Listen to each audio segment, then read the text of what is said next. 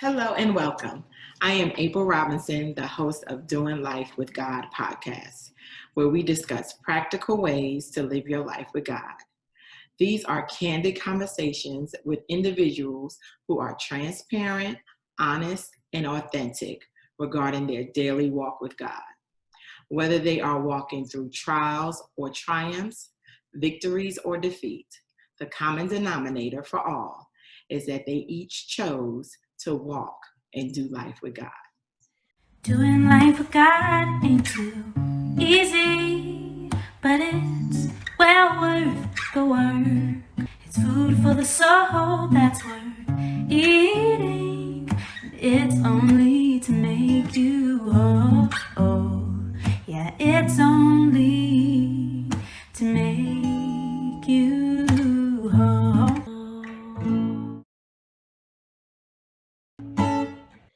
Hi, and welcome to Doing Life with God podcast, where we discuss practical ways to live our lives with God. Please welcome my first guest. She is a mom, a blogger, a business owner, healthcare professional, a speaker, and a dynamic writer. Please welcome Plyshette Wiggins. Hey, thanks for having me. I'm so happy to be your first guest. Thank you so much. I'm so glad you're here. To get started, I would like for you to tell my audience a little bit about yourself. Okay, so I'm Plyshette. I am the youngest of 13 kids. My parents are from South Carolina. They married young and were married for 59 years before my dad died. They raised us all in Jersey City. I currently live in South Jersey.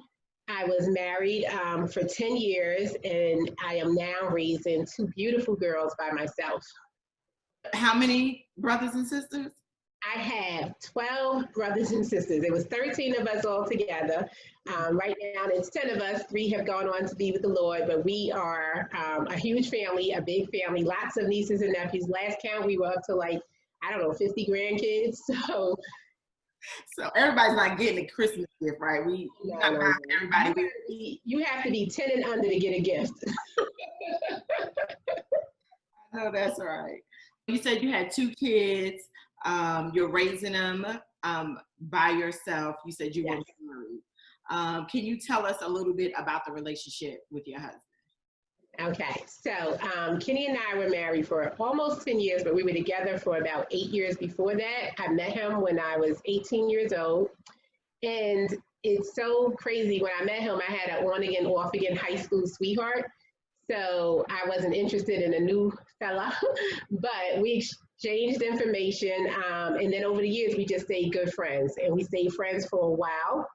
And I never knew that Kenny liked me. Like, I teased him all the time about whether or not he liked me. And I would chat with him about different guys I was seeing. And I remember this one time I was seeing a guy who broke my heart. So I wanted Kenny and the Jersey City crew to come up and handle him. And Kenny was like, "You got to be kidding me." Crew. Right. He's like, "How you gonna call me about some other dude? Like, you got a lot of nerve." So he told me about myself. And I think that was one of the first time I realized that he liked me and I was taking advantage of our friendship. And then he also told me about myself, just the whole point of being involved with somebody I shouldn't have been involved with. And then also about who I was at that point. I was full of myself just because I came from Jersey City and went to Rutgers and was doing well. I had a very just conceited opinion of myself, and Kenny would just humble me and bring me back down to size and let me know, yeah, you're great, but you don't have to put other people down in the process. So his humble spirit waved off on me, infected me. And then over time, after still years of friendship, even after that time at Rutgers, we still just remained friends. And when it was time to move on to something more, we had a foundation that was built on that friendship. And that friendship helped us, there was no pretenses when we were together. Like, I knew him, he knew me. I trusted him, he trusted me. And we just built from there.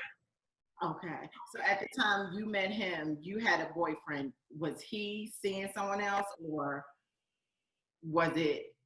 He'll never answer that. He didn't ever answer that, but I know that over the time, like when I would call him and tell him my boy troubles, I remember one time calling him and he was with his girlfriend. And it was crazy because like, you know, Kenny was a good friend to me, always there when I needed him. When I needed a ride, always there, just always listening and not just like one-sided. Like I listened to him, like we were good confidants to each other. And we would hang out at the mall, or he would bring the crew up to Rutgers and we would hang out. Or when I came home from Jersey City, we would hang out at the waterfront. So it was a good platonic friendship for a while. And I remember the day I called him and he was with his girlfriend. And I was like, girlfriend? Like, when you get a girlfriend? Like, what's this you talking about? What's this you talking about, Willis? And so it was, yeah. So I'm like, okay. All right. So I gotta, you know, I was maturing into it. Was later, you know, when I met him, I was 18. You know, in my freshman year of college, I was feeling myself. My sophomore year of college, I was like, okay. So it was around, you know, my third, you know, I had to do a 5-year plan at Rutgers. But over time, we just grew into more. He was always there for you when you called. And right. So when he picked up this time, he said he couldn't talk. Yeah, he couldn't talk. So I ain't talked to him for a minute, just like he ain't talked to me for a minute after I called him and asked him to come beat somebody up. So, you know, and I think that fell into our relationship too. Like we would have these things where, you know, we were good together, we clicked together, but when there was a beef, there was a beef, and we let each other know. And sometimes we had to put each other in timeout. And I think all of that set the stage for our relationship. Like, you know, we knew how to give each other space. We knew how to yell, argue, cuss, do what we needed to do to be mad at each other. And then we also knew how to forgive each other. And that's a key. That's key. Yeah. So when did it develop into a relationship? You know, it's so crazy. I think I was sick one time and Kenny came up to take me to get some soup or something. And we were just hanging out like we usually do. We used to always go to IHOP and just hang out, talk and kick it. And and I think around that time, it was like, okay, maybe this could be something, but I was unsure.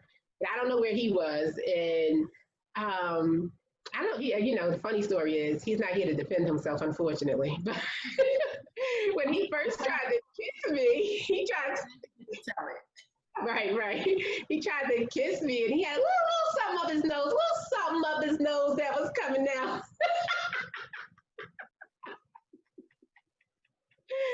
And I would do.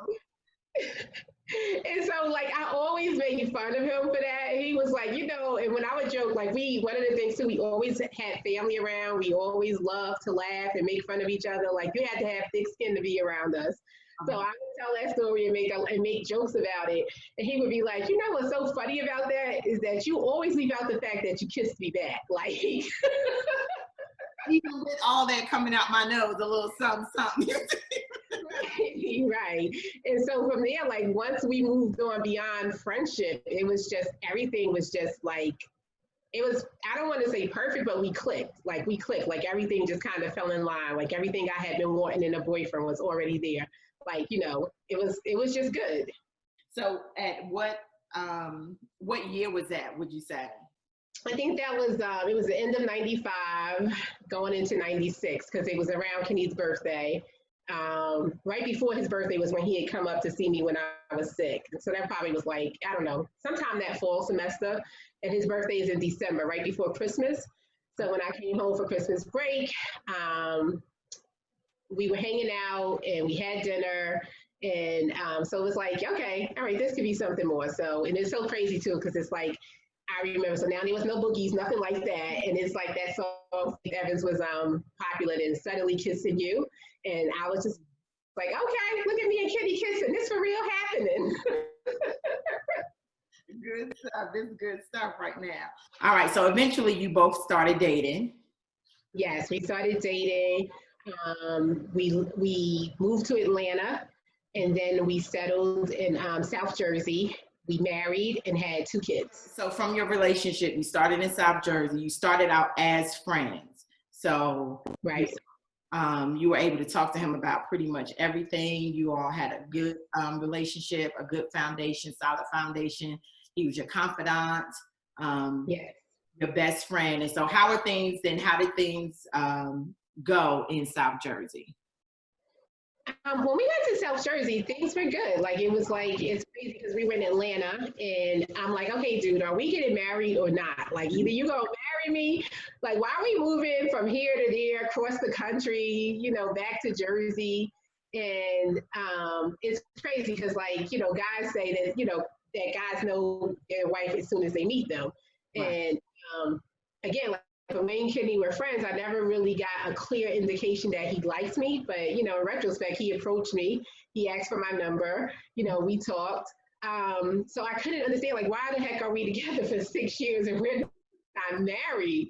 And for him, it was like he wanted to finish college. He wanted to, establish himself and things of that nature. So one of our trips from Jersey to Atlanta, while we were living in Atlanta, I remember saying to him, like, look, dude, what is going on here? Like, if you don't want to marry me when this time in Atlanta is up, let's just go our separate ways. Like, just say what it is. Like, you know what it is. And I remember I was driving and he just had this smile and this smirk on his face, like, word, that's what you want?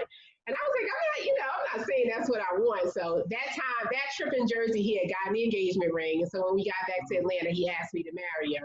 So it was already a deal. Yeah, it was already like that. At that time, that was one of my come to Jesus talk. Boy, you gonna either do this or we not. You piss or get off the pot. Like, what's it gonna be? Get right or get left. Right. I can still see him smiling in the car, like, word, like, you always got stuff to say. And I was like, yeah, that's who I am. Like, that's what it is. And when we got back home to Atlanta, he asked, and clearly I said yes. All right. So eventually you move back to Jersey, you have your kids, your, life is going as planned. Yeah. Right. I remember it was a whole big thing about him turning 40 before us. Right. Yeah, like I said, you had to have thick skin to be around us. Right. So it was I remember him turning 40 and that whole, that whole discussion. And then there's an illness. Tell me how that came about. So, like, we were married like 10 years. We had an 8-year-old and a 3-year-old, and things are good. Like, we clicked from the time we became a couple. Like, we knew how to argue with each other. We knew how to forgive each other. So our whole marriage, our whole relationship was just based on good vibes, good stuff. But there's some conflict in every relationship. There's some on again, off again, ups and downs. So the summer that we found out Kenny was ill, it just happened to be a downtime, like a bad period of time for us, which is crazy because the July 4th of 2013 was like one of the best times we ever had. Like, my family was there. They came, we always hosted people at our house. We did Thanksgiving. We just gonna throw some food on the grill, just come on down. We always had stuff like that. And that 4th of July, his family was there, my family was there. We had water activities for the kids. It was just really good. We had a great time. And by the end of the month, I was like, okay, dude, like, let's deal with these issues. Okay. And he was like, okay, girl, let's deal with these issues. And so we couldn't see eye to eye. So then we were beefing, but we were still living. Like, we still took care of our kids. And one of the things about when you're involved with your friend, like, there's no disrespect, there's no hate. Like, I want well for you, you want well for me. So that summer, like, it was like, okay, he started not feeling well. He probably wasn't feeling well for a while. He was doing an online master's social work program. So, we had work, we had the kids, we were also caring for his mom. So he was tired, he was fatigued. We thought it was allergies. By the first week in August, it was like, okay, this might be a little bit more than allergies. It was, a bad cold that he just couldn't get rid of. So even though, like, we were doing bare minimal talking to each other, I remember going to the doctor with him. And I remember at the time telling the doctor, like, yeah, he slowed down smoking those Black & Milds, but he still do this, And the doctor's like, all right, Kitty, you should stop smoking. Kitty, you should listen. And then he looks at me like, that's what do you want me to do? I can't tell this man what to do. And so Kenny they thought he had strep throat. So they gave him some medicine. Days later, he wasn't getting better, but he wasn't getting worse. So then by the 3rd week in August, he definitely felt better. I mean, he felt worse. So he was just like, I just really don't feel well. I called the doctor back. I said, he's not getting better. He doesn't feel well. They give him new meds. A few days later, it's the same thing. And I remember I went to bed that night, the week he was admitted to the hospital. Like, I went to bed one night and I just was like, oh, God, you really don't look good. And I remember falling asleep, and I woke up and he wasn't in bed. So I found him in the living room, and he was watching TV, and he's just like rubbing his chest. He's like, I'm really having a hard time breathing. It just feels like I've been hit by a truck. And I'm like, oh, wow, okay. So what we gonna do? Like, you're gonna have to, we'll call the doctor. So the next day, I called the doctor again, and they're like, okay, well, sounds like maybe he might have a touch of pneumonia or something. So if it gets worse, then go to the emergency room. And I'm like, okay, Kenny, they want you to go to the emergency room. And he's like, okay, I'll go. And I was like, all right, get your stuff, let's go. And he was like, nah, let's go in the morning. Like, we have the girls, we got my mom, we got to find somebody to watch them. So we had dinner that night. By this time now we've made up, we've kissed and made up. And the next morning we dropped the kids off at school, at daycare or camp, whatever it was. And we go to the emergency room, and he and I are in the emergency room laughing, clowning like we do. Wasn't our first time at the emergency room. He had some other illnesses before. One time he was admitted into the hospital because he had a blood sugar of 800. So, right. So, and I remember the hospital staff was looking at us like, whoa, like he became like a living case study. Everybody wanted to come talk to the man who walked in with blood sugar of 800 because they'd only seen that on a stretcher. They'd only seen that in people in a diabetic coma or somebody who was dead. So, we walked in. He walked in with a blood sugar. He walked in. Yes. So, we this is God in our life. God has got us, is going to protect us. So going into the emergency room, we weren't scared. We weren't nervous. We were nervous naturally because you're going to see what's going on. And I remember they said, we still have something on your lungs. It looks like maybe a touch of pneumonia. We're going to discharge you. And I'm like, okay. We had some errands to run. It's like, how long before they discharge you? So maybe an hour and a half. So I go run the errand. I come back, and Kenny's standing outside the emergency room, and he doesn't see me. He's calling me. He's like, Plyshette, you need to hurry up back. And now I'm in the parking lot, like, dude, stop rushing me. Like, I'm already here. And so I'm clowning and joking still. And he's like, I'm not playing. Like, this is serious. They trying to say I have cancer. I was like, what? Like, they don't know what they talking about. Like, ain't no cancer, right? So by the time why was that your immediate, you don't have cancer? I mean, because, I just felt I've worked for the at that point I had worked for the American Cancer Society for years. I'm a public health professional. Cancer prevention and control was like my thing. Right. So I know that you don't diagnose cancer in an hour. I was only going for an hour. Granted, he was there taking a lot of tests, but I'm like, nah, they got to do a biopsy. They got to confirm. They got, you have to just tell somebody they have cancer. So I just felt like it was an error, like there was a mistake. And by the time I got into the room with him and just the demeanor of the staff, it was different. It was surreal. Like before I left, we were joking and laughing, right? And when I came back, everybody just had this look on their face, and it was just different. And I was like, nah, I don't believe this. This can't be. Right. And so it wasn't until like they sit down a hematologist, a hematology oncologist, which is a blood cancer specialist. And he was 100% sure that day, in that hour in the ER, that Kitty had leukemia. And then I really was like, nah, leukemia is a kid cancer. Kenny's a grown man. Like that's what you're talking about doesn't make sense.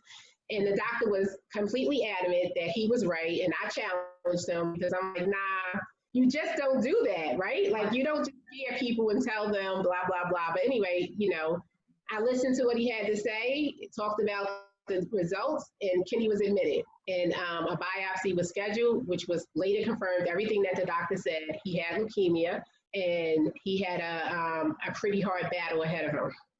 Your initial thing was that we can't diagnose cancer in the hour because of your background.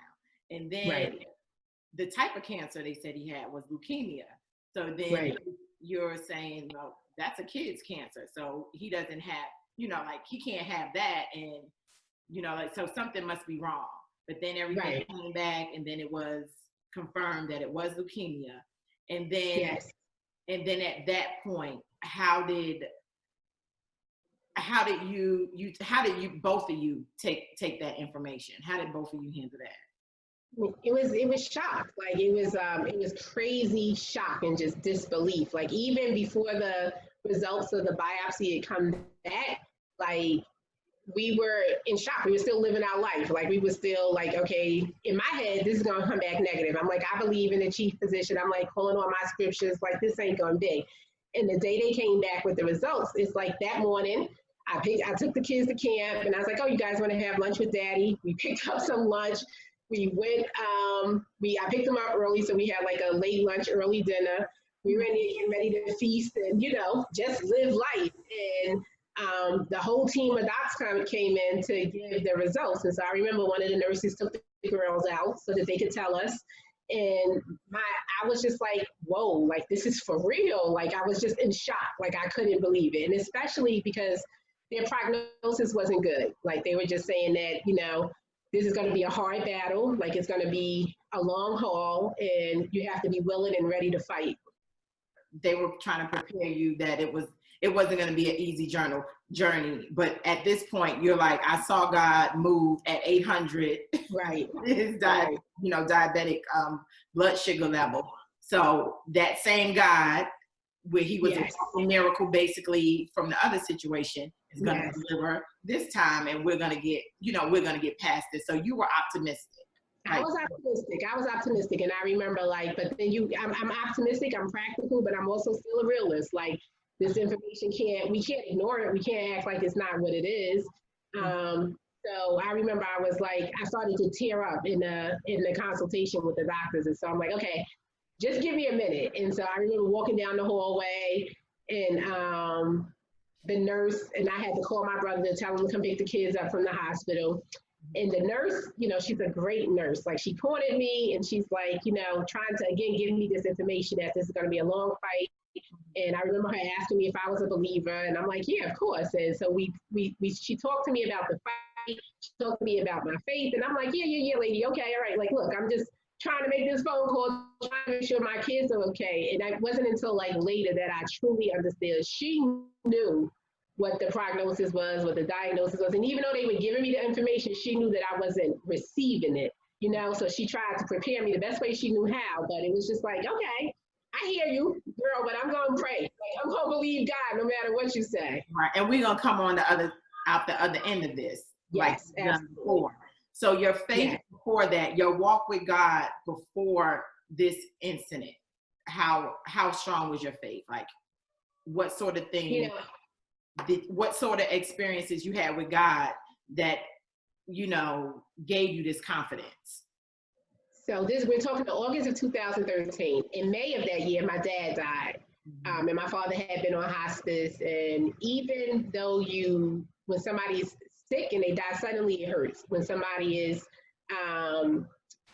whether they're sick or they die suddenly, it just hurts. So even though my dad was on hospice and we were kind of, getting this information to repair ourselves. And then the other part of it was that in 2008, 5 years earlier, my brother Michael was on hospice and he died. So it's just like around that time, between my father being on hospice before his death, like, I spent a lot of time reading the Bible, doing Bible apps, and just trying to understand it. It's like God was speaking to me about death and life, and you speak life with your tongue and all of that. And I remember studying the scripture and thinking about loss in life, like, and just understanding that God determines who lives and who dies. I think the fall, and I think it was in 2012 that the Sandy Hook shooting happened, where the kindergartners got shot and killed. And I remember Kenny and I talking about it. And then it was also, I think, around the time that Trayvon Martin was killed.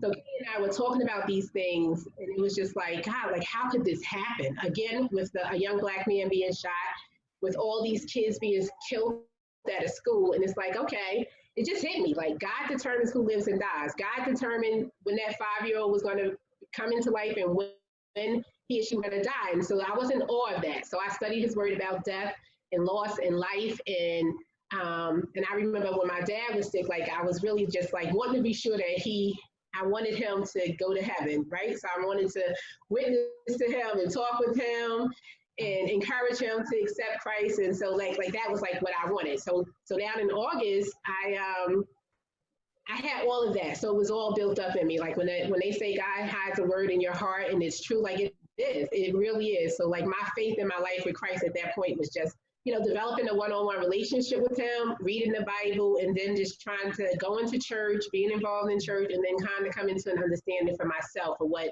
God had in store for me, where I'm supposed to be, and what I'm supposed to be doing.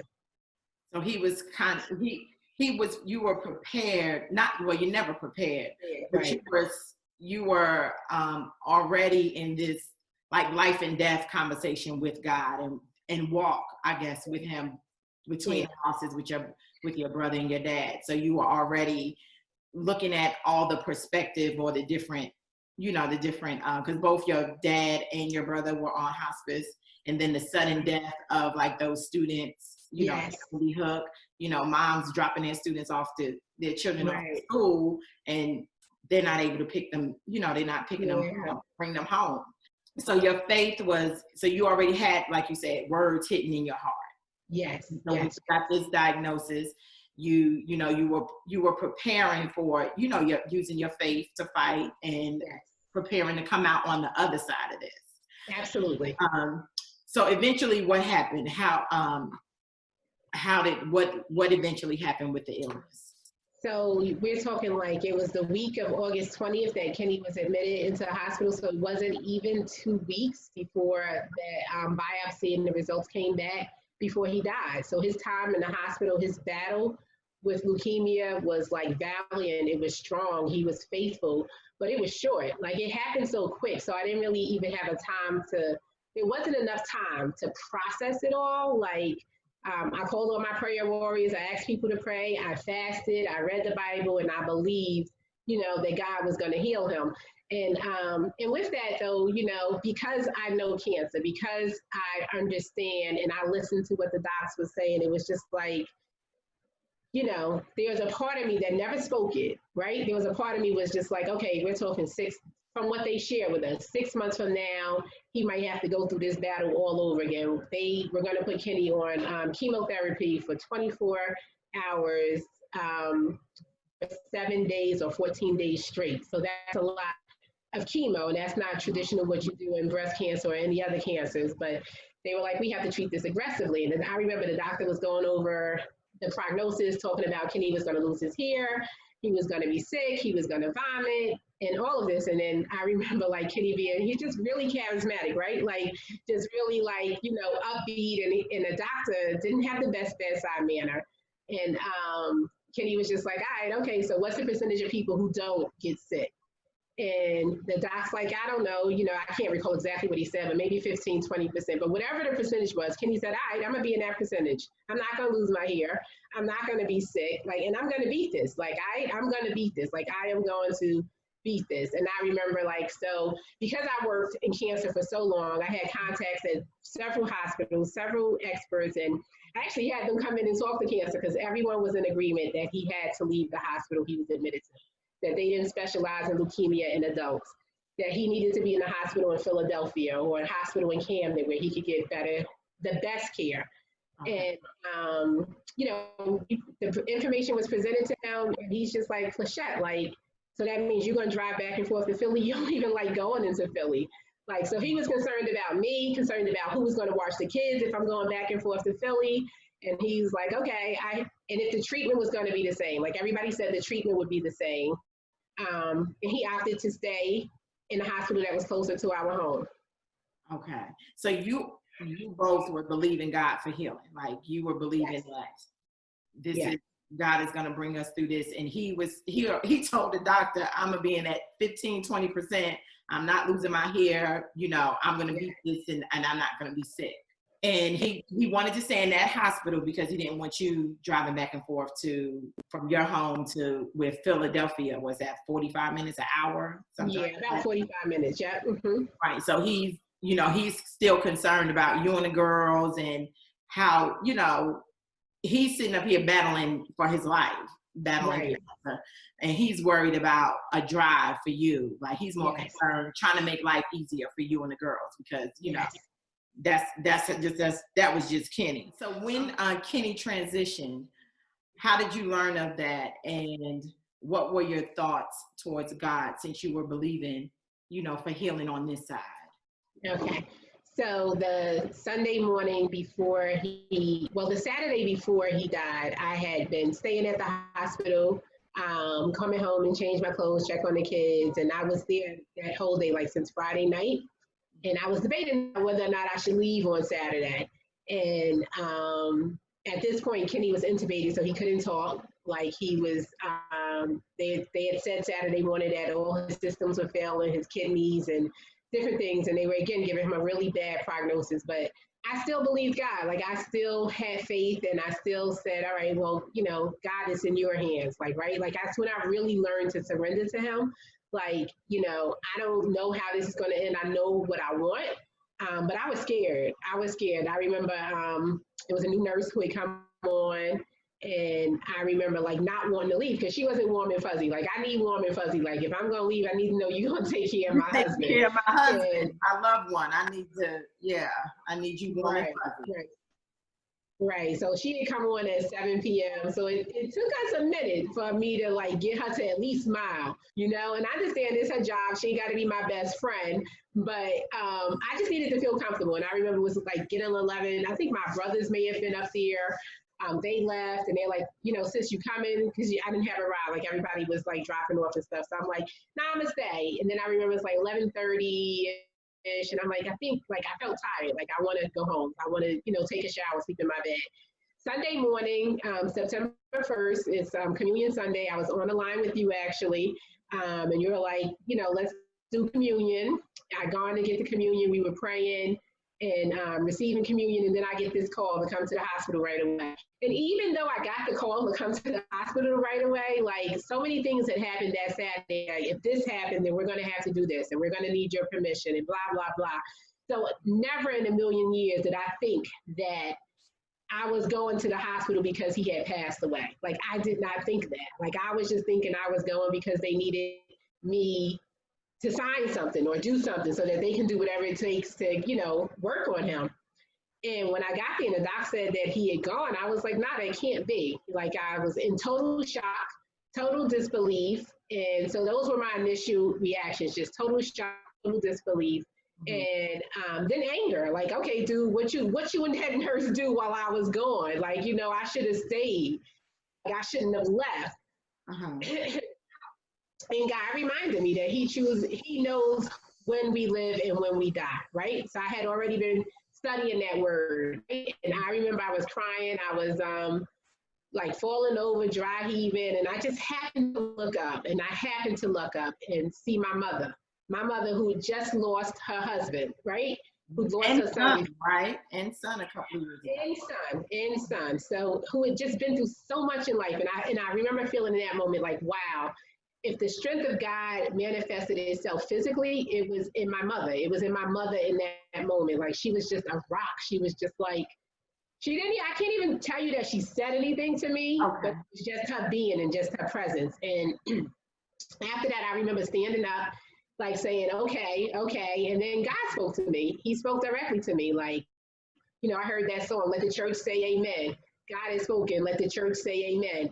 And then he reminded me that everything he does is forever. Like you can't add anything to it. You can't take anything away from it. And all those scriptures that I had been learning about death and life and all of that, it just came to pass. And he gave me a peace that just truly surpassed all understanding. Like I couldn't even, it was kind of like we're there, like what do we do next? They're like, you want to visit the body, you want to, go. And I'm like, okay, I'm there, I'm talking to Kenny, I'm looking at him, and instantly I knew that this was just his physical body, that he'd gone to be with the Lord.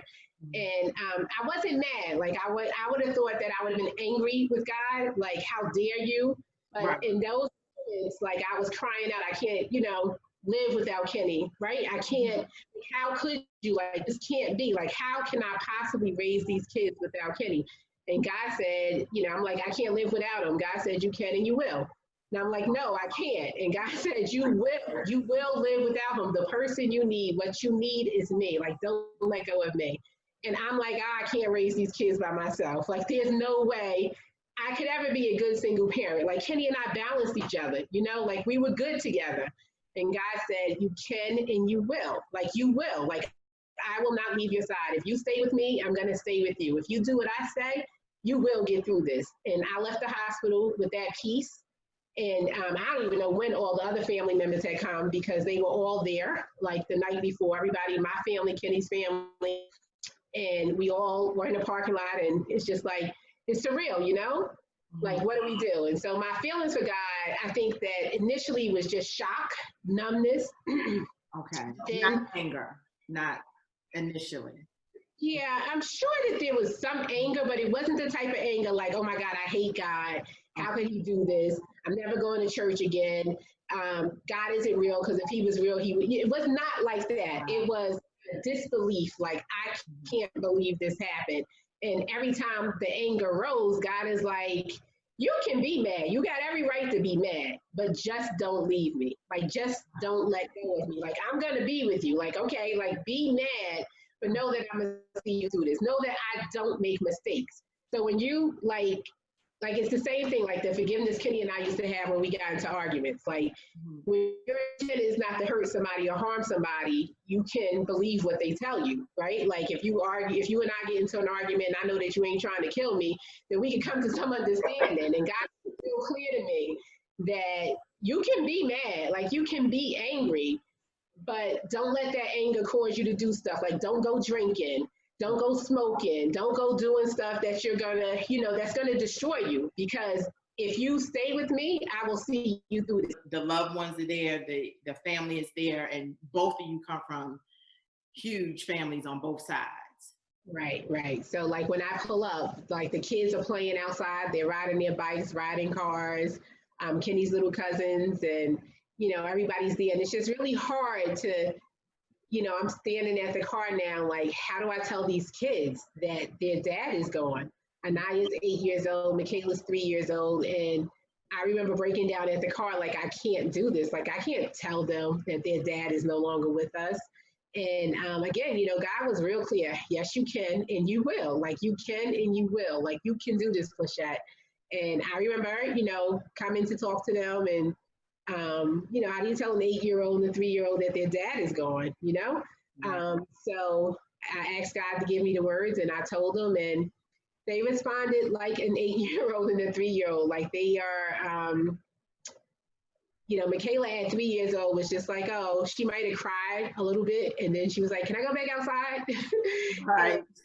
And, Anaya was like, just kind of nervous. I think she just didn't know what to do, what to say, what to expect. I think that her and Kenny were so close. They did a lot together. They were so close. She's his splitting image.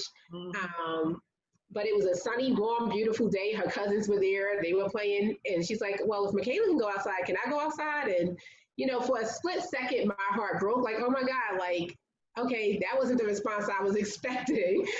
But then I'm like, God was real clear. I am in control. Just let me orchestrate how all of this is going to play out. Like, a part of me is like, okay, but maybe we should stay here. Y'all should cry. But crying wasn't their immediate response. So I let them go back outside. And it was probably for the better, because they went back outside. I got in bed and I cried and I cried and I cried. So it was okay. Right. Because I remember, like you said, you had your prayer group, and I remember being a part of that, and you calling, and I just thought it was a routine. Like, I was like, okay, we just gonna pray Kenny through, because he's right. the other side of this. So I think I was out doing some errands one day, and I think you called on a Saturday. I think you had just left the hospital to like just go get something to eat, and so we were talking, and I'm like, okay, well, no, we believe in God for this, and so it was you had your community, like, and we were all in agreement, and it was like a shock, like, what do you mean? When I get a call from Lynn, I'm like, I remember driving from church, and I was, after we had communion, right, and I knew you was going to the hospital, so I went to church. I went to church, and then I was like, no good. My mom used to say, no news is good news. So right. Don't let my phone ring, please. That's what I was like. Please don't let me get a message on this phone. Right. And so I made it through the service with no message. I was like, okay, good. And so then I got to the freeway, and then I saw that New Jersey number come up, and I was like, no, why? I just, I already know what was at the other end of that. and to get that phone call, and then it was raining, and I driving my kids, I got to get on the freeway, and to hear that message from Lynn.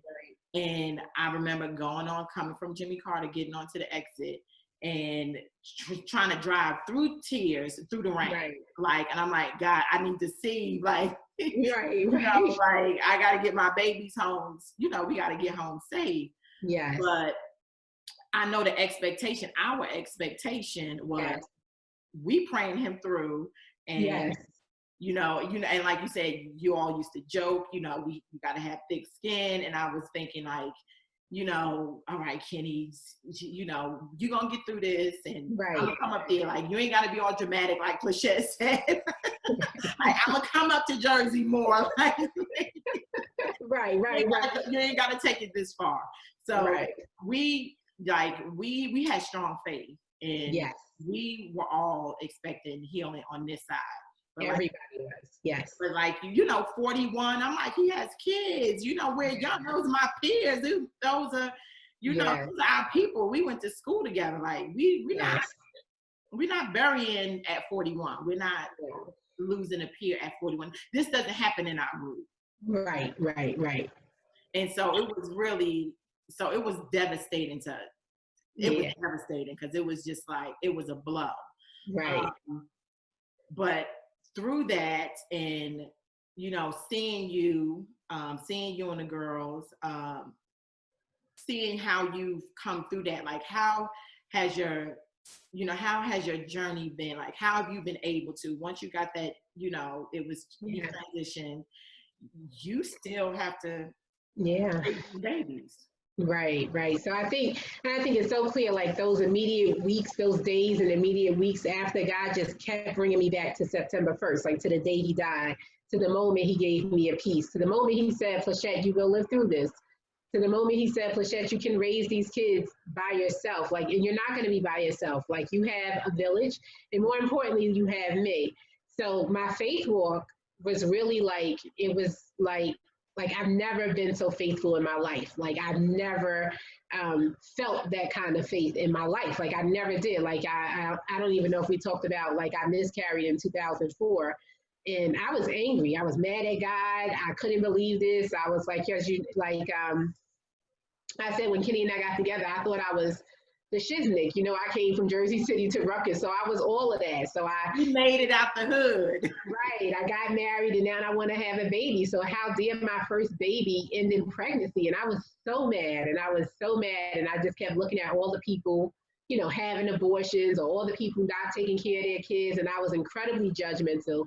And it's crazy, because it's like, Kenny again is like, you know, and at that time, because he was grieving too, like, Plyshette, like, you got to calm down with this anger, like, you got to ease up, right? Like, and I was like, no, I'm stuck on mad, leave me alone. So I was cussing everybody out, like, it was like, Christian who? Like, Plyshette, what? I remember one time my sister called, and so I displaced my anger with that, like, with that loss. I was mad at my family. I can't even tell you why, but I refused to talk to anybody in my family. And I remember one time my sister called, and Kenny's like, you gonna talk to her. And then I remember trying to snatch the phone and say, you can't talk to her, you can't talk to the enemy. Like, they enemies, we ain't talking to them. And I was just so angry, like, that loss was hurtful. So I think that, and when people say that everything in life happens to prepare you for the next thing, that trials and tribulations come to make you stronger, like, God's word is true. Trials and tribulations come to make you stronger. If somebody, you know, people said that to me at the time, oh, you're young, you'll get pregnant again, you'll have a baby. I'm like, I don't want to hear that. Like, get out of here, right? Right. And you having another baby still is not going to replace the loss of this baby. So. Right. So having another baby doesn't replace that. Losing my brother was a different type of loss. Like, you know, we got pregnant, we had Anaya, life was good again. He got sick, and so losing him was unexpected. And then years later, now my dad. So each loss took a little part of me. Like, each loss had a certain thing that it taught me, and some things that it took away from me. Right. So my grief walk began all those times. Like, all those times, God is already showing me His word, showing me things that I didn't even know, like my comprehension of death. Like, sometimes I used to think it was eerie. Like, why am I reading all this scripture about death? Like, why am I trying to understand it? And I think that, I'm glad that I was taught to read the Bible for myself. Mm-hmm. I'm glad that I found the Bible app. I'm glad that God chose me, that he saved me so that, because I wasn't always saved. I didn't grow up in church. I found Jesus at a very late age. And if it had been the 24-year-old Plyshette who had to go through all this, life would be different. My reaction would be different. My responses would be different. So my grief walk is founded in God. It's founded in the word he hid in my heart. It's founded in everything he taught me. Every place that I've been, he's been. And once you realize that, you know that you can't do it without him. And so, like, I remember, like, when Kenny died and people would be like, oh, have a drink. It'll take the edge off. Because I couldn't sleep, right? I was suffering from insomnia. Even though I accepted it, even though I understand that God doesn't make mistakes. Like, and that's the one thing, too. Like, I understood God didn't make a mistake. He took Kenny, and it wasn't for me to know the reason at that time, but I trusted him. Like, I trusted him. He's working all things out for my good. But it still hurt. It still stung. Like, I would wake up and it would hit me like a ton of bricks, like it just happened. And I couldn't sleep. Like, I couldn't sleep. I was jittery. I was nervous. So although you are a Christian and you were walking right with God and you knew his word and you still had physical responses to grief. And I think that's what some people, because God got to heal you, but you still have physical grief sits in your chest. It will absolutely. Your heart. There's a physical component of grief. There there are things in the natural that you will feel just so because you're a Christian, you're not excluded. Right. And I think for a lot of times Christians believe, because the Bible says that we don't mourn like others. We don't mourn like unbelievers. And it's 100% true. We don't mourn like unbelievers. We have faith. We have hope. But it still hurts. You still miss the physical touch of your husband. You still miss the fact that your kid's father is gone. Like this, it still hurt. Like, I understood, and I'm like, all right, God, I hear you, right? I hear you telling me I'm going to get through this. I hear you saying I don't need to know why you took Kenny right now. Like, I hear you, but like, there are so many things you have to think about when somebody dies, so many practical things that you have to think about. And I remember doing those practical things with God. Like, I remember like bank account stuff and all kinds of simple stuff that, like, if it was the Plyshette of yesteryear, life would have been different. Like, things would have gone differently. So I trusted God. I believed him. And I'm like, all right, like, I'm going to do you. And I think I was just about to say, like, I remember somebody just offered me a drink. And I'm like, I don't want to drink. Like, and I remember, like, I was on the edge, like, a drink, would probably take the edge off. They're probably right.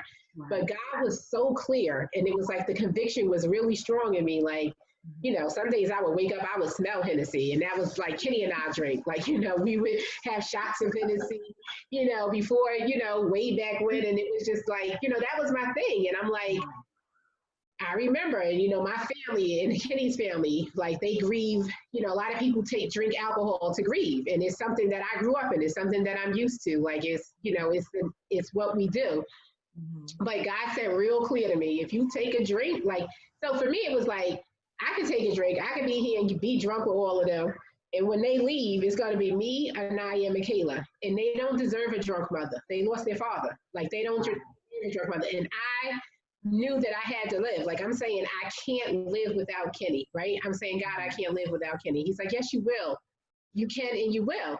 So I can't do that if I drink myself to death. So I gotta, I have to just listen to his word, and that's what I did. And it was hard. It was hard, it was really hard.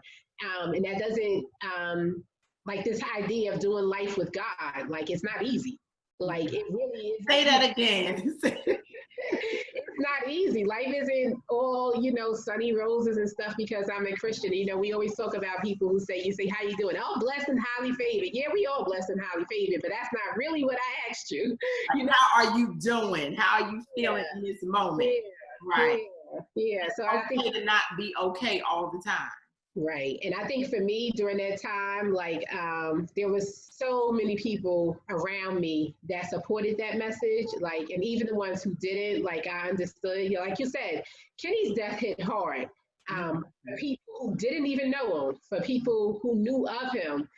It was a hard loss, like for his little cousins, for his clients, because Kenny was a social worker. And a mentor. He was a mentor. Right. He was a confidant to so many people, so it hurt.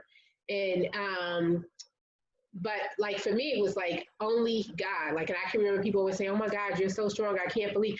I don't know what I would do if it was you. And I'm like, I'm glad you don't. I pray you never have to know what you would do if it was you. And it's not me. Like, I remember, like, that was the strongest time in my life that I think I had that much faith. It was like, well, this ain't Plyshette. Like, trust me. This is not me. This is all God. And I give him all the praise and all the glory. So that's how I was already on a grief walk with already having lost things and lost people.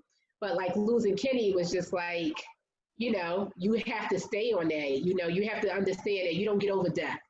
You don't get over it. You have to go through it. Like, for me at that time, taking a drink would take me over the pain. Like, I would get over it because I'm not going to go through it. Like, if I drink and get drunk, then I'm numbing myself. Or if there was people in my circle who did drugs and I did it, it would be me avoiding the issue. I wouldn't be going through it. It would be like trying to mask it or, numb the pain.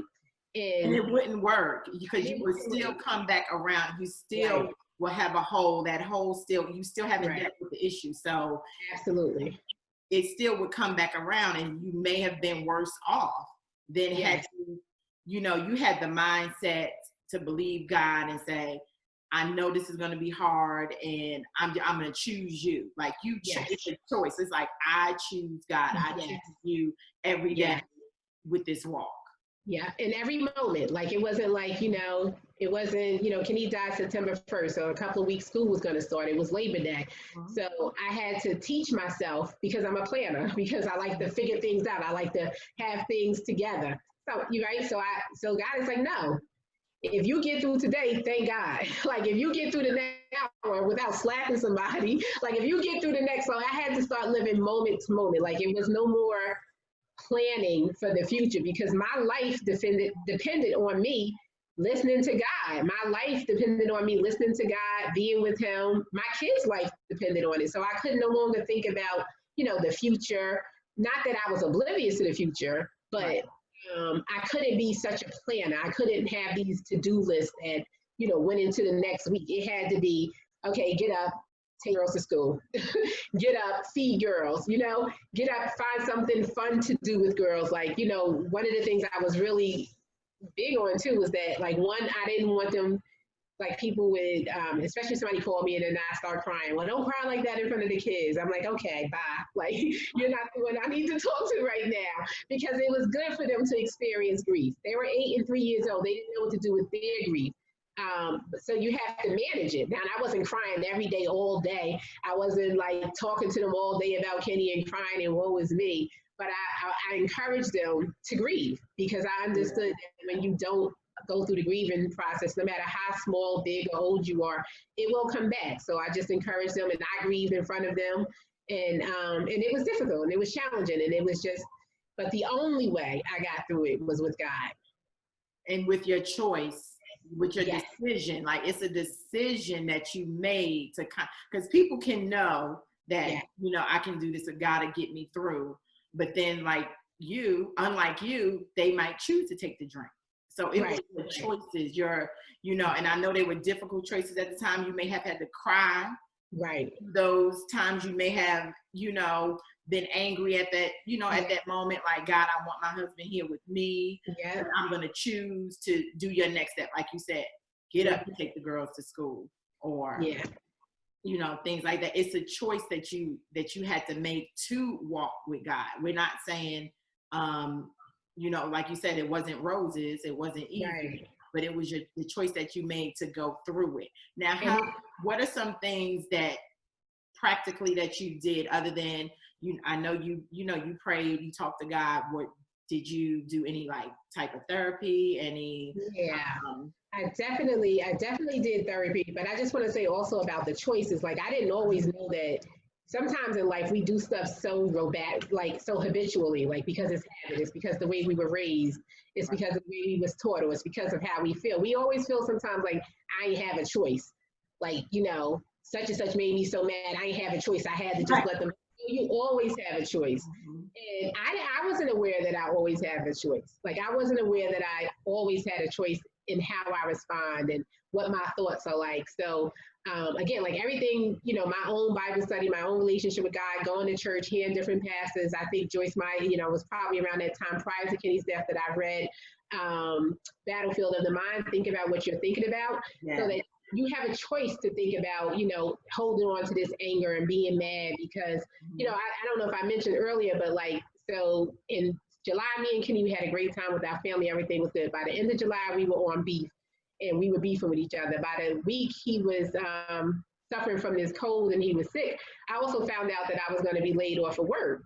So I was angry and I was mad, and it was just like, you know, I remember like that first day I was so mad. Like and it's crazy because at the time I was like, okay, I heard they're offering severance package. I hope they give Plyshette one so I can start my own business and get out of here, right? That's what I thought. But the day they called me and told me that I was not going to, you know, I was going to be laid off, I cried like a baby, right? Cried like a baby because my ego was hurt. So my ego was hurt. So I had to make a choice in how I responded.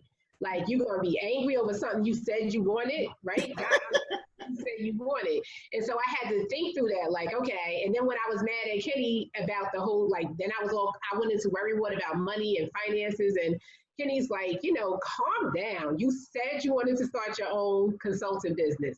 You know, money's going to be okay. Like, just relax. And I was like, I can't believe you telling me to relax. And I was so mad. So I made the choice to be mad. Like, I made a choice to be mad. And then, you know, during that time, and especially after like Kenny got his diagnosis, all that time, it's like when you pray and you meditate, it comes back to you. Oh, I don't have to be mad, right? Like, I'm choosing to be mad. Like, no matter what they do or say, you know, it's how I respond is my business.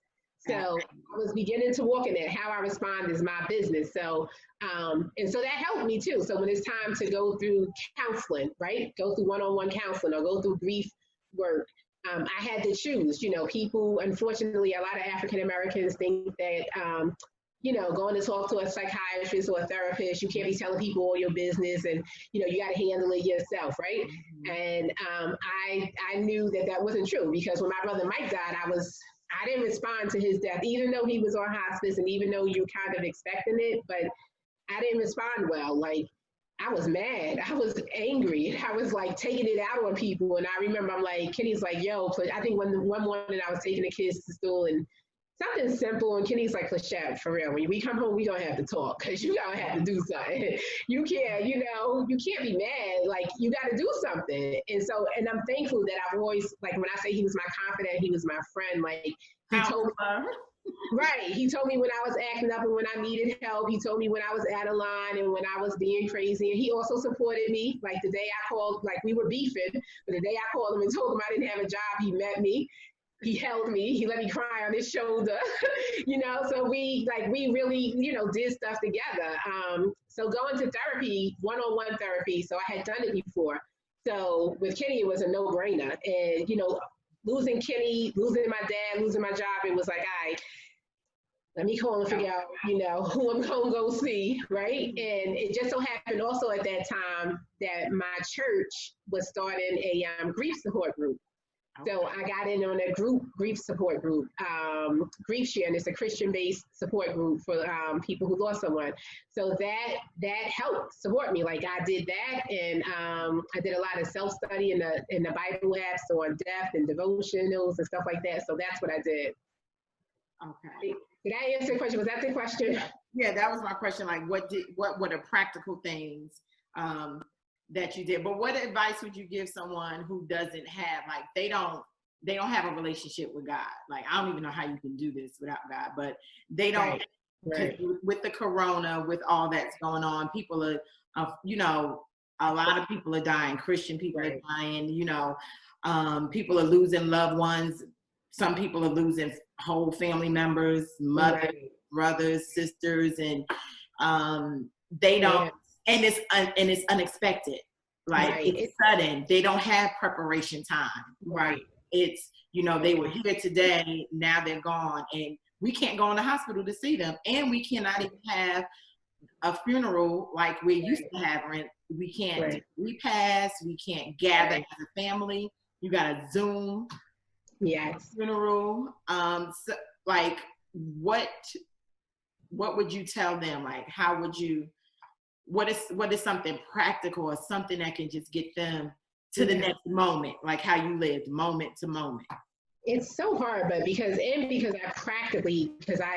Corona affected my family personally. So I can tell you the advice I gave to my family members and that I gave to myself to encourage us through this is, I think when you're trying, one of the things, like when people die, people say crazy stuff and, you want to do the right thing, you want to be there, you want to support someone, and you don't know what to do, right? So my uncle died on April 3rd, and my mother's brother, my mother's one of three. So even though we come from big families, she was one of three, and he died. And like, how do you encourage somebody? Like, it's such a shock, right? Like during this time that we can't get together, we can't come together. So I had to first encourage myself. And be like, how are we going to get through this? And I think if I can just say it personally, for me, with the whole COVID-19, I found out in March that I was positive for the virus. And so I had spent, 20, 30 days at home, healing from the disease. And, I have a great medical team, and I was able to be treated and cared for at home. I never had to be hospitalized. So, so it's like, and at that time in mid-March, by the third week in March, all we knew is that people were getting it and they were dying. So when it comes to the sudden loss or this conversation about death and grief and God, like, I'm waking up at 4:00 in the morning having a trouble breathing, scared. Like, I am so scared. Like, as a person that Plyshette on her own, I'm not afraid to die. Like, I believe God, I trust God, his promises are true for my life. But I had to think about my kids. God, I can't die. Like, what's going to happen to my kids? And you think about the people that you're going to leave behind. And because I'm a public health person, because I know how to advocate for myself in the healthcare system, I had a good ongoing communication with my doctor. And she, I remember she's like, okay, Plyshette, Ms. Wiggins, I understand you're concerned about your kids. I get why you don't want to go to the hospital, but please, if it gets so bad, you must go. Like, you have to go. Like, every day, like when she would call or she would send me the messages in the portal, how is your breathing? How's everything going? And then my family, everybody's like, you sure you don't need to go to the hospital? Because, the understanding of this disease is a respiratory issue. So you can't talk, you feel faint, it takes your energy away. And so it's hard. And I'm battling this myself, and I'm watching. And then, for me personally, I had to turn off everything, and I had to just depend on the word of God. I had to read his word.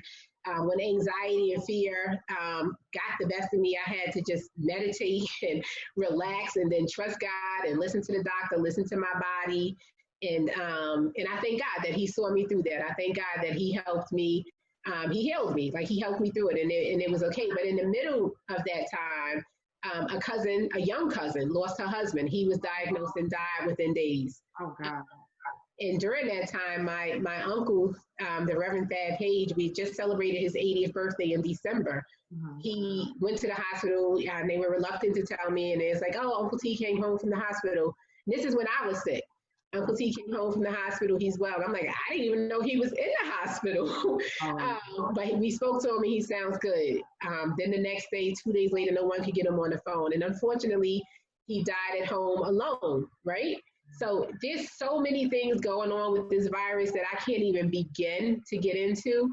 But this idea, this notion that somebody has died, like, this man has died, my uncle has died. Like, he's been in my life my whole time. Like, every time we've had a loss, he's been our rock. He's been our spiritual advisor for everyone, from the little kids to the old kids, for everyone. Now he's gone, and we can't even go be together. Like, we can't. Be devastating. It was incredibly devastating. Like, we can't even go check on my mother, right? Like, we can't. This is her only brother. Right. And my mother, we lost a brother in November of 2019. So we're just, coming to grips with that reality that we got to do life without him. Right. And there's so much tragedy and so much stuff going on, and with the pandemic and stuff. So the advice that I gave myself first was to spend my time with God and get close to him and just really go back to the same things he told me in September of 2013, that he knows when people live and when people die. He makes these choices. He doesn't make mistakes. You can't add anything to it. You can't take anything away. Like, you know, his will is for real. Like, you have to obey it. So it's hard. Like, I think that first things people have to acknowledge that it's hard. I'm hurting. My father died, my brother died, and I can't do a funeral. You have to acknowledge that. You can't, you got to find constructive ways to be in that grief and be in that anger. And with the current situation, it's just difficult. So my advice is, it's so, to me sometimes, and because I had to give this advice to my family, that we have to pray, right? They don't want to hear that. Like, whether they Christian and believe in God, whether they don't, or whether they're ready to challenge me and say, see, God ain't real because he wouldn't be having all this stuff happen. Or they're saying, I'm losing my faith. Like, Uncle T, like Reverend Thad, like, how could this happen? And look at the world. Like, this is the apocalypse. Everything is going wrong. Like, for me, like, and I have those thoughts too. Like, if we have a real talk, like, I have those fears too. And the only way for me to battle those fears is to put my faith and trust in God and to pray. And sometimes it's praying when I don't even feel like it, right? Right. It's just, listening to music, like listening to a song that lifts your spirit, or doing some things that will take your mind off of it. So it's hard to give advice. I think the first thing that for all of us that we have to do is be patient with people and be kind with people and listen.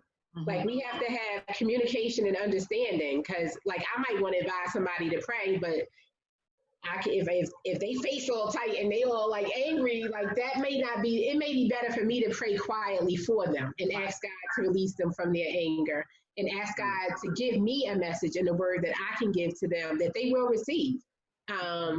So it's a challenging time, and it's a time where we have to just increase our faith and ask God to help us with our unbelief. Right. That's it. It's with the unbelief, because that's the part where you struggle. Like, you as a Christian, we know this, like, we know God is good. We know that his thoughts towards us is, are good, and that, the thief comes to steal, kill, and destroy. Right. Like, God, Jesus came so that we may have life and have it more abundantly. Yes. But that's the devil's job, is to be a contradiction, what you see, a contradiction to what we believe. That's all he is to put doubt and to have our circumstances contradict or look like it's contradicting to what God said. But like you did, you made a choice, like, oh no, I'm going to meditate. Like, I'm not going to make, this is COVID, me dying from COVID-19 is not going to be my reality. So what Plyshette is going to do is turn this TV off, or, not answer the phone, and just get into my quiet space with God. Like, you don't need a lot of healing scriptures. You don't need a lot of, if you just cry out Jesus. Absolutely. If that's the only thing you can muster, that's the only thing you can just say Jesus, and that's all the prayer that you need. That sums up everything. He knows what all of that means. He knows when the baby cry, like, as parents, we know a hunger cry, we know a just cry, I want to be picked up. When you say Jesus, he know what prayer that is. If that's a come see about me right now, or I'm about to lose it, or he knows what all of that is. And then you take baby steps. Take baby steps, and you choose to take moments by moments. Like, that has to be your choice. It has to be a choice. And it's a hard choice, because for me, like, paranoia set in about going, like, all of this is crazy, like with COVID and the pandemic and the quarantine, because I'm like, if I go to the hospital, is that going to cause me to die? Like, what if they have a ventilator for me, or, anything. So that caused a whole nother set of anxiety. So then it's like, you have to believe, what you feel versus what you know to be true. Like, I feel like God isn't with me right now, but I know he is, right? So these are choices and thought processes that you have to have. Or I feel God's presence for me as a public health person. I feel God's presence. I know he's here. I know he's going to heal me. But what I know, what I'm looking at these medical reports and this medical stuff, I got to do this. So the battle within me was really strong, like all kinds of ways. Like it was internal and it was crazy. And then because I've had experience this way, so I had to just be still in his word and pray, like, and really pray. And it's really challenging because while I did that, like, right, while I prayed for myself and I asked God to heal me, you know, people around me are dying, like colleagues are dying, like your family, your loved ones are dying. My cousins, then later, you know, when I was better, my cousins who were calling to check on me to make sure I was okay, her and her brother were diagnosed and their father at the same time. And then their dad died while they were all in the hospital. So this impact and the dynamic, we're going to have the repercussions of this from years to come. It's going to impact our psyche, our mental, our spirit. And I would just encourage people that, you know, you have God, like you got to pray. And I hate to say you got to pray because I know that that's not always receptive to people. So, you know, the whole point of doing life with God is being honest with God, like, you know, being honest, with how you feel, like being honest in your grief, being honest in the fact that you can't get together with family, and having faith and using wisdom. Like, you know, this isn't right, it doesn't feel right, but again, God is in control. He's working this all out for our good, even when it doesn't feel like it, like even when it really feels crazy, like that. And that was one of the things that I learned when Kenny died. Like, this is just crazy. Like all the things that happened, the subsequent things, I had challenges with my in-laws and I'm like, you got to be kidding me. Like this just can't be.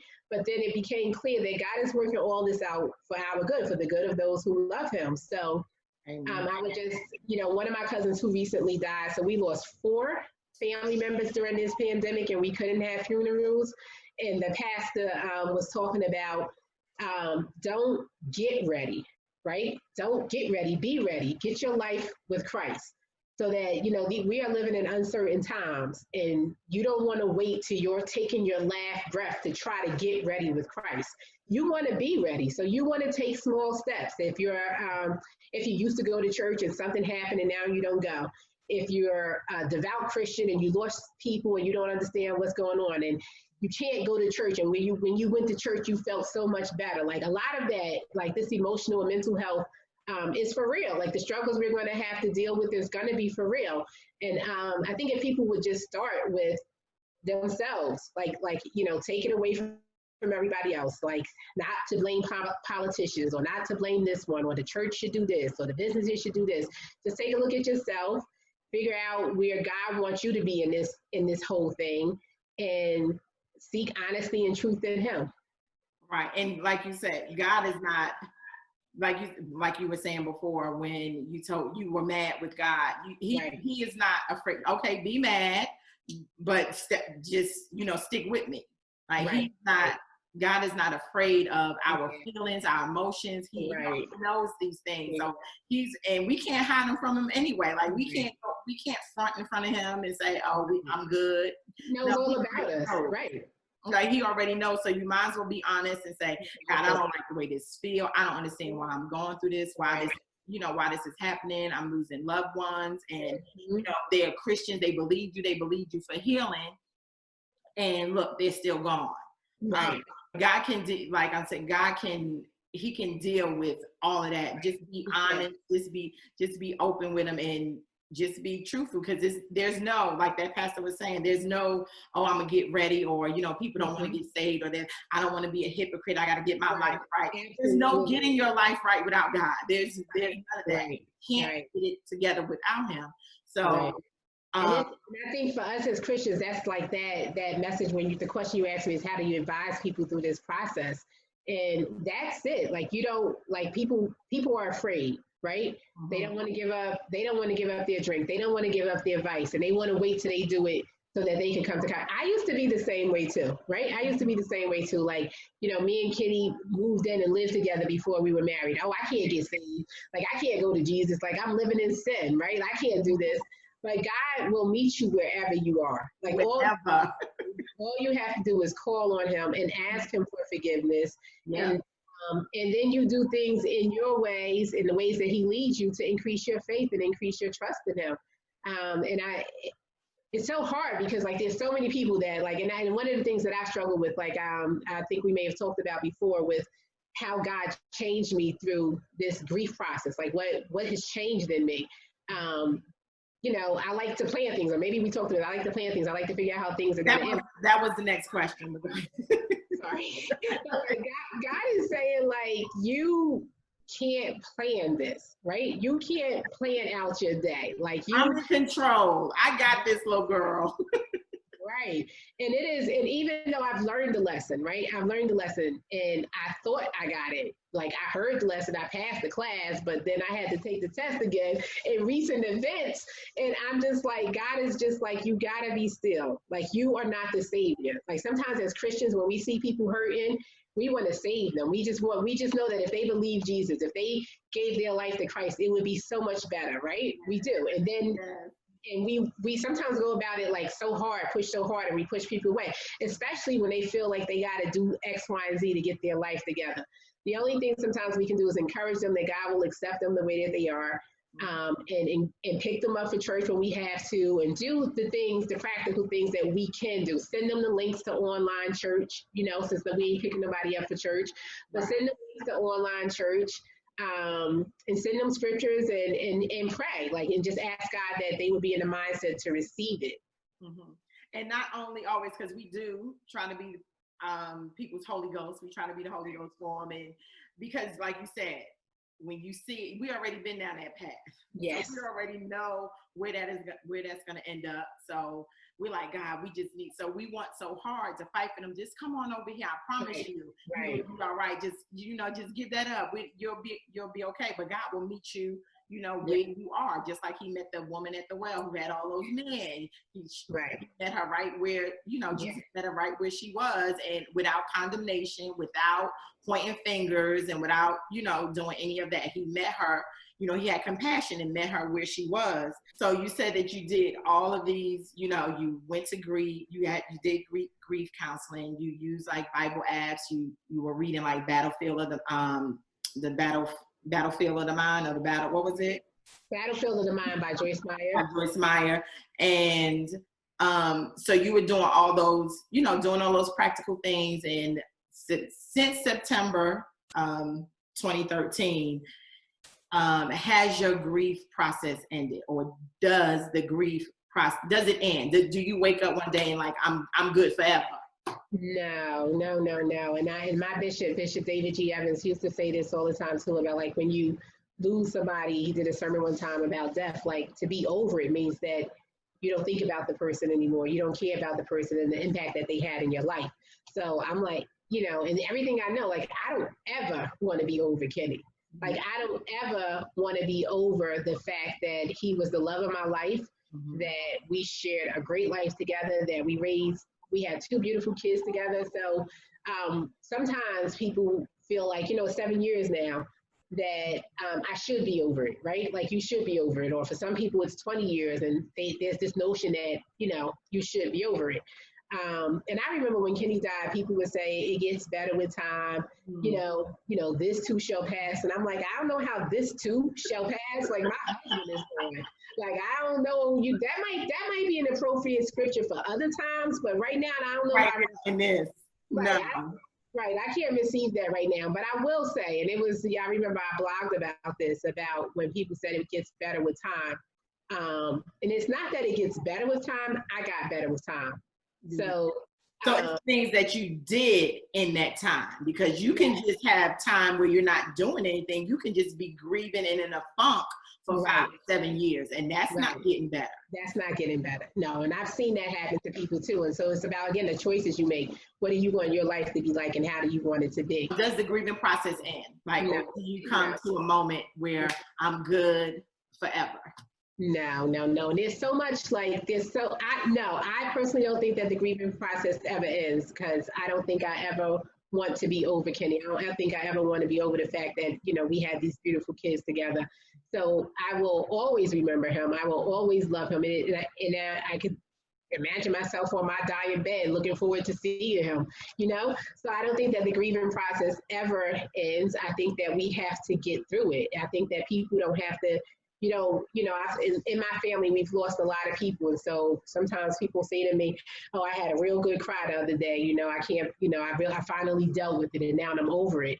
I'm like, nah, you can't be over losing your brother. You can't be over losing your father. Like, you can't be over losing your cousin. Like, you can't, in my opinion, you can't get over it. You have to go through it. And, and I think for me too, and I thank God, because again, he showed me all of this way before Kenny died, that you have so much guilt sometimes. Like, I remember in the early stages of Kenny's, so Kenny died in September. Now we got the holidays that came up afterwards, and anniversary, isn't your anniversary? Right. So like the first time I remember feeling genuinely happy, right? Like the first time somebody said something that really made me laugh, or the first time maybe I got my head, whatever it was that I felt really good, then I felt really guilty. Like, how dare you feel good because Kenny's gone? Like, so these conflicting emotions come up all the time. Like, how you going to be happy, when you don't have a husband? Like, you should be under the cover, you somewhere, right? So the notion that you get over it, it comes with a lot of back and forth with like feelings of guilt, like moving on, for a spouse anyway. And because I've had so many different types of losses, like the way I grieve my husband is totally different than the way I grieve my father. That's very good. That's very good, because people would, even though with good intention, right, they may say like, you lost your husband, and they may have lost a brother, or right, and then, oh, I know how you feel. Well, actually you don't, because this is different. And I think in life we have to respect relationships. I've lost 3 brothers. The relationship I had with my older brothers, who were nearly 20 years older than me, is totally different than I had to my brother Mel, who passed away in November of 2019. Like, I miss Michael. He died in 2018. He was in his 50s when he died. I was in my 20s.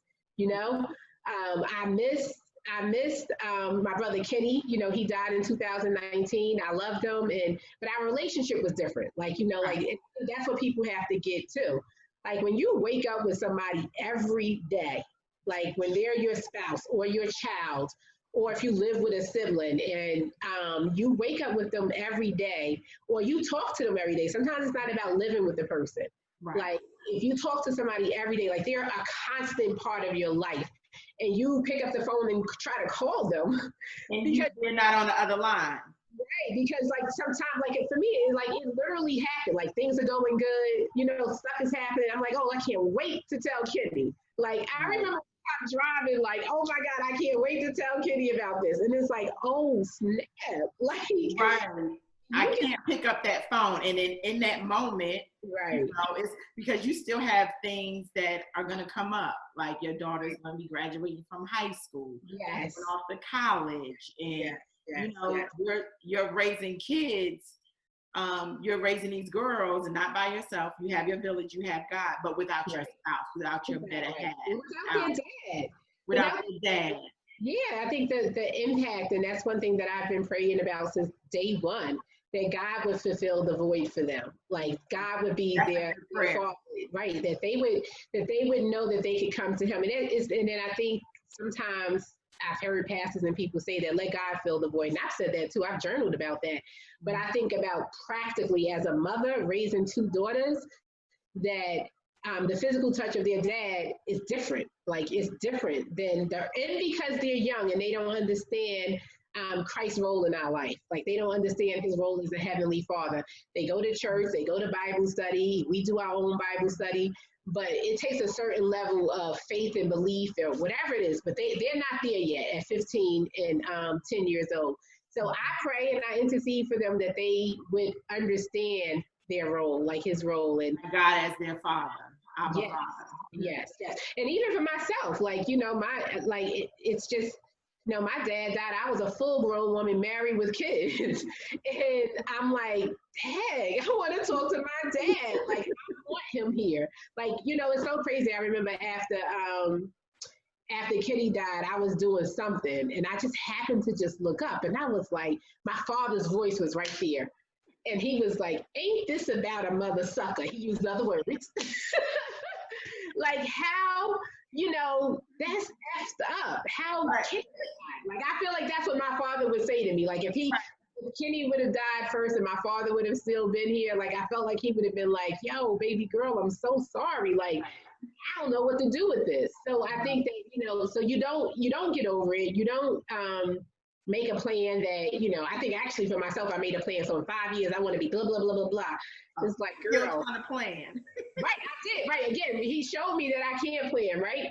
Like, so when I started to feel better, I still had this, it's because it's who I am. Like, I still get this mode of like trying to plan and trying to figure it out. And God has always shown me again and again. I thought you passed the class. Well, you did pass. You passed it in stages, but you just had to go around for remediation. That's all. Yes. The refresher courses. courses. So in that time, like, you even have a blog that's called Living Through It. Yes. Right? Yes. And I think that's what people have to have their mindset on, even with losing loved ones now. Yes.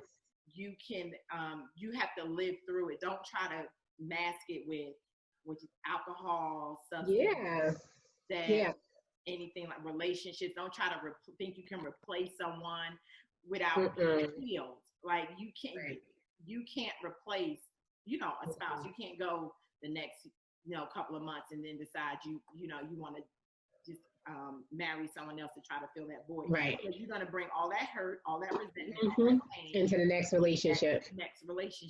Yeah. So I think your blog, in just the name of it alone, so it shows you that grief doesn't end, but you can live through it, walk through it, but just get through it. And I think you need to stop at those times and celebrate, you know, the person. Like, you know, talk about their memories, talk about something funny. If you think they would have said something funny in this moment, then you say that. Or you know, if you think they would have had this kind of advice, because Kenny was a counselor, he was a talker, I used to love our conversation. Right. And especially I remember him coming down to Atlanta. He used to love Atlanta. He loved Atlanta. And you know, and because we grew up, I actually knew him longer than I knew you, because we even grew up in the same hood. So we were like running around snot-nosed together. So it was just like, when it was like a giant of a person passed, like it was just, he seemed like the Incredible Hulk, like indestructible, like, you know, so we all had to, you know, even in those moments, like, you have to say, you know, we have to think about, you know, what would he say? He wouldn't want us around here, you know, in grief, without this, you know, without hope and in despair.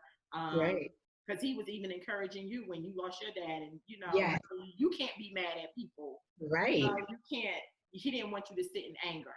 Right. He want us to sit in anger, and that going through it, your blog going through it, it lets you know that grief, that you're not gonna wake up and everything is just gonna be. And that's okay. Like, it's okay. Like, you can have a moment, like, you can have a day where you just may bawl out. Right. You're not living there. You're not living there. You don't live in that moment. Yeah. And so it's been 7 years now since Kenny died, and probably, like, if I think about all the time periods and the seasons that I went through between in all of that, there's times that the guilt overwhelmed me for, like, moving on, like purchasing a home, starting my business, doing all of this without Kenny. And like, it seems like I'm getting over him. Like, it seems like I've moved on. And, but it's not that. It's just that life, like, God he told me on September 1st, you're not going to die. You're going to live, right?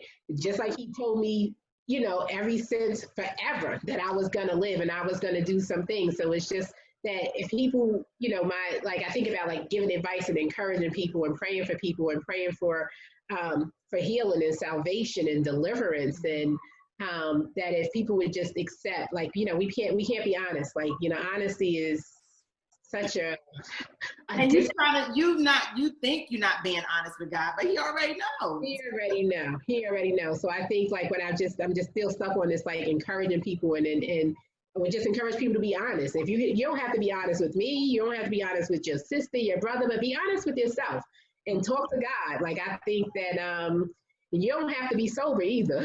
Like, you know, people are saying they got to wait till they this. Like, God knows, He hears.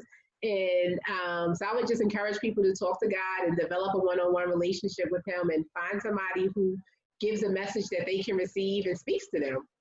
Right. And know that God will meet you where you are, right? Where if you're in the bar, if you're in the club, if you know, at the end of your bed, like just, you know, crying your eyes out, like he's there.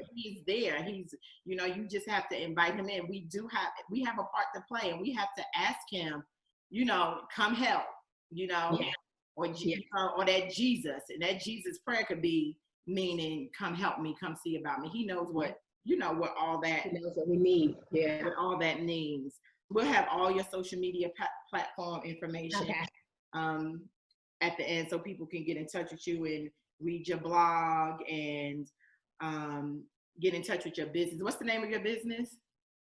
Wiggins Health Solutions, Systems and Health Solutions. Systems and Health Solutions. Yeah. So I'm a public health professional, and I do grant writing for nonprofits. Oh, that is excellent. Yeah. We'll put the devotionals and the programs that you use. We'll put that up there so people can avail themselves to that. Yes. As well. Is there anything else in closing that you want to say, or you would like to give us guidance? Right.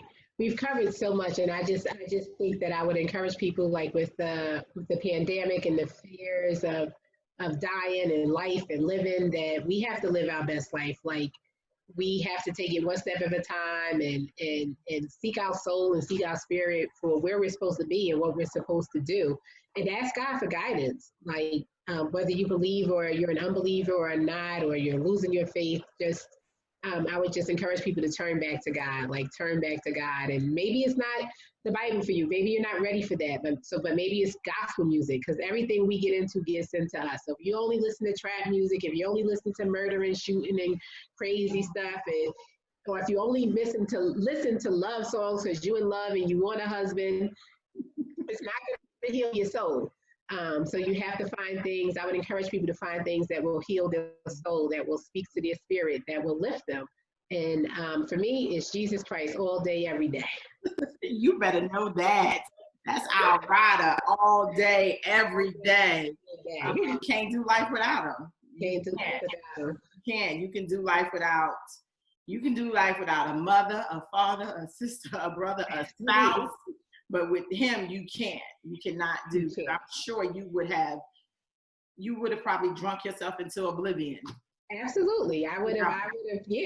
Life wouldn't have been good for me if I didn't know Christ. So I'm grateful. You know, I'm grateful for my sisters in Christ like you and all our girlfriends who come together as prayer warriors for one another. Our prayer squad is deep. Forget it. It's like 1992 squad deep. We play no games. You better get a glam squad. You better get you a prayer squad, because we get results. Yes. And even in all that, when we came together for, you know, Kenny's homegoing, like it was still all surreal, but we just, you know, we came in and, you know, was just serving, loving on you, the girls, and even that, you know, that trip for us, that trip for me getting on a plane, like knowing like I can't believe I'm coming up here, you know, for this. But then it was just like God gave me a piece about it. He was like, you know, I got him. Like he showed me in a dream. So I was like, okay, God, I'm good. Like, because God has to speak to me in dreams. Like, I'm like, you gonna have to tell me what happened here. Like, I need answers right now. So I just for this one, I can't wait till the sweet by and by. Like, right. I'm telling you, and that's the thing. People want answers, and sometimes we want them, but we don't need them. Like, if God gave me the real reason why Kenny died, it'd probably blow my mind, right? Like, you know, it's not, you know, give you what you can handle and what.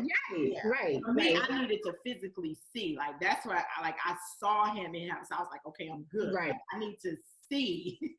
Yeah. And I think that's the great thing about God. I think we talked about this before, about how for all of us are his children. We are his daughters in Christ. And what he gives to you, he gives to you because you need it. And what he's given to me, he's given to me because I need it. And I think if, I would, my last thought. Last of the last thoughts. Right. That God will give each of us what we need, when we need it. And we have to accept that, we have to accept that. And I think when people come to that acceptance, life is so much better. Even when it's bad, it's better. Like even as a grieving widow, 7 years out, like I have in all this current state of events, like it's bad. Life is bad, but with Christ it's better. Like with Christ it's better. We in Goshen. And like what you said, it's wherever I can relate to God as, being a parent. Yes. I have 3 kids. You have 2 kids. We have 3 kids. They came from the same parents. However, they are all individual. They're all different. Yes. I have to parent them different. Now they got certain standards. Like as Christians, we have certain standards. Right. But what we need from God in our relationship with God is how we interact with him. It's whatever he tells us to do. That's what we need to do. Like I can't be in Plyshette's lane and, Plyshette can't be over here in Kim's lane or whatever. We have to do what he tells us to do. And that's the part of getting your personal relationship with God. Stop looking at people and saying, she's supposed to be a Christian and she's doing this, so I can do X. No, he told her she can do that because she can handle it. You can't. You get out there and you're gonna mess it up. So you have to do what he tells you to do because you're graced for that. Like you're graced for, being in your situation. You're graced for that. I'm graced for this. And people just got to understand, like, you don't look to man. You don't look to, don't use what other people's mistakes. Oh, that's why I don't want to be a Christian. Or that's why I don't do God because look at what they doing. Yeah, well, you don't say that when the basketball players out there doing something wrong. You don't say, see, that's why I want to be an NBA player. No, you don't. You still want to be an NBA player and get them coins. So don't lump all of, you see one person doing, don't lump everybody into that. Oh, that's why all Christians act like that or whatever. But good stuff. Thank you so much for having me. I'm grateful for this opportunity, and I'm grateful how God put our visions, and how he works it all out and puts us together. So thank you for the opportunity. Thank you for being on Doing Life with God, being honest, being transparent, being raw, saying what it is, and being honest. So this is what this platform is about. People just being honest with God, and we're showing you we're not Bible scholars. We're just walking this thing out, one foot in front of the other. Amen. All right. Thank you so much for joining us, and much success. And all of your information will be on our page. Okay. Thank you. Thank you. Okay.